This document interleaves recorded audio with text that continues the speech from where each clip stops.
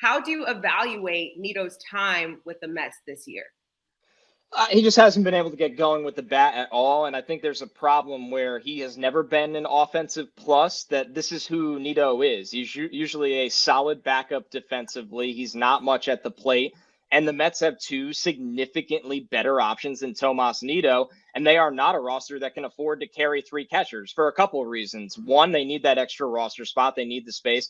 Two, why are you taking starts away from Francisco Alvarez and now Omar Narvaez back? The Mets need offense, and Narvaez can hit. He can hit a lot more than Tomas Nido. So that's a significant upgrade when you have Alvarez and Narvaez. I would honestly start to consider Alvarez in moments to DH, especially against lefties, if you do want to play Narvaez a lot, which they will, especially what they're paying him. So Nido was the odd man out, and it's a tough situation for a guy that has been well liked by the Mets fan base, but didn't produce at all this year. Yeah. JJ, how do you evaluate the last 6 seasons that Tomas Nido has spent with the Mets? If this is, in fact, the end. Yeah, he's a pro's pro, Chelsea. He's a backup catcher. I think that's the best way to look at Tomas Nido. He's somebody that's going to do a really good job of handling a pitching staff.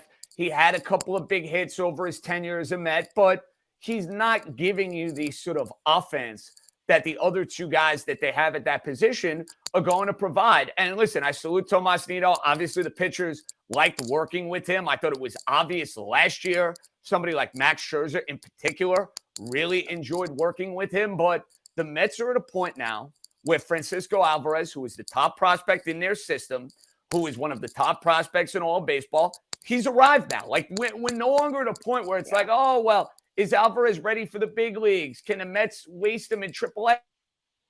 Nonsense. He is one of their best power hitters. Like, if you're thinking about the Met lineup from a power standpoint, Pete Alonso is their number one power hitter. Francisco Alvarez, from a power standpoint, is number 2. Therefore, he has to play. He has to get the reps. He has to be out there 4 to 5 days a week. And if that means Omar Narvaez is kind of the caddy, great. They can't carry 3 catchers. They need the roster flexibility and versatility. Tomas Nido, salute. Best of luck. He'll probably have no problem finding a job and will end up being a backup catcher somewhere else and probably will have a 10, 11, 12-year big league career. Good for him. But the Mets are moving forward with the future, and that future, of course, is Francisco Alvarez. Yeah. And Connor, how do you see the Alvarez-Narvaez split playing out?